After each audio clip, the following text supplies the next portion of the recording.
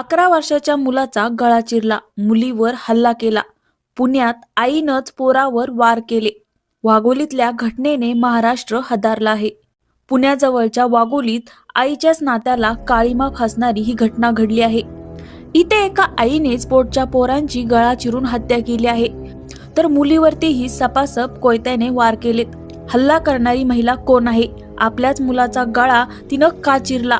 मुलीची सध्याची परिस्थिती काय आहे आणि यामागचं नेमकं कारण काय, हे सगळं बघूया या व्हिडिओमध्ये. नमस्कार, मी आरती आणि तुम्ही बघताय विषय चौकातला. वाघोलीतल्या बायप रोड परिसरमध्ये हातावरचं पोट असणाऱ्या लोकांनी फार कष्टाने इथे जागा घेऊन घरं बांधली आणि याच परिसरातलं हे घर आहे जिथे आता लोकांची गर्दी बघायला दिसते. याच घरात मंगळवारी पहाटे असं काही घडलं की लोकांच्या जीवाचा थरकापच उडाला. रात्रीपासून या घरातून आवाज येत होते, पण इतरांप्रमाणे घरात भांडणं चालले असतील असं लोकांना वाटलं. का मध्ये पडायचं असं म्हणत कुणी इथं आलं नाही, पण या भांडणाचं इतकं भयानक रूपांतर होईल, इतकं भांडण हे टोकाला जाईल असं कुणालाही वाटलं नव्हतं. पहाटे जेव्हा हे सगळं थांबलं तेव्हा किंचाळण्याचे आवाज आले. तेव्हा मात्र परिसरातल्या नागरिकांचा तोल सुटला आणि त्यांनी तिथं गर्दी करायला सुरुवात केली. घराबाहेर असणारे लोक घरात शिरले आणि समोर पाहताच तो 11 वर्षाचा मुलगा किचनमध्ये रक्ताच्या थारोळ्यात पडलेला होता. 13 वर्षाची मुलगी गंभीर जखमी अवस्थेत होती आणि मुलाच्या मृतदेहाशेजारी हातात कोयता घेऊन बसलेली आई, तिचं नाव सोनी संतोष जायभाय, मूळची नांदेडच्या कंधार तालुक्यातली, आणि तिची हे 2 पोरं ज्याचा गळा सोनीनं चिरला. त्या चिमुरड्याचं नाव होतं साईराज आणि गंभीर जखमी असलेल्या मुलीचं नाव आहे धनश्री. हे पाहता स्थानिक नागरिकांना काही सुचेना. नागरिकांनी तातडीनं पोलिसांना फोन केला. पोलीस आले, पण जिनं हे कृत्य केलं होतं ती आई म्हणणारी सोनी मृतदेहाशेजारून हलायला तयार नव्हती, काही बोलायलाही तयार नव्हती. हंबरडा तर फोडत होती, पण कशासाठी तेही कळत नव्हतं. पोलिसांनी पहिल्यांदा साईराजला तपासलं तर तो हे जग सोडून केव्हाच गेला होता.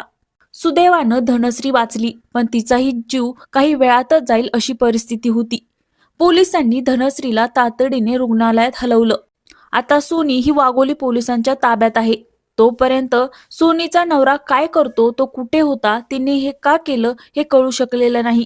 सोनीनं अजूनही तोंड उघडलेलं नाही. तरीही पोलिसांनी जो अंदाज लावलाय तो असा आहे की सोनी ही मानसिक आजारी असू शकते. त्यातून तिने हे कृत्य केलेलं असू शकतं, किंवा यामध्ये पोलिसांना अनैतिक संबंधाचीही शंका येते.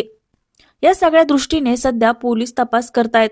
पण सोनीनं आपल्याच मुलाचा गळा चिरण्यासाठी थेट कोयत्याचाच वापर केलाय. याचा अर्थ हे प्लॅनिंगनेही केलेलं असू शकतं.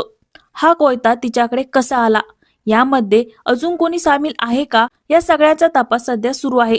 सध्या धनश्री या सोनीच्या 13 वर्षाच्या मुलीची परिस्थिती खूप गंभीर आहे. डॉक्टरांपुढे तिला वाचवण्याचं एक आव्हान आहे. एक आई हे कसं करू शकते? आजकाल आपण माणूस म्हणून हरवलोय का? आपण नक्की कुठे चाललोय?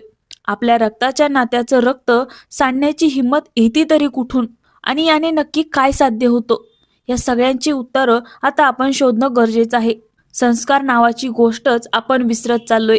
आधुनिक क्षणिक सुखाच्या व्यसनांचे बळी ठरतोय आणि या व्यसनापायी अनेक निष्पाप लोकांचे जीव जात आहेत. तुम्हाला काय वाटतं, अशा घटना आजकाल का घडतायत आणि आपण या घटना थांबवू शकतो का? कमेंट करून नक्की सांगा आणि आपला विषय चौकातला या यूट्यूब चॅनलला नक्की सबस्क्राईब करा.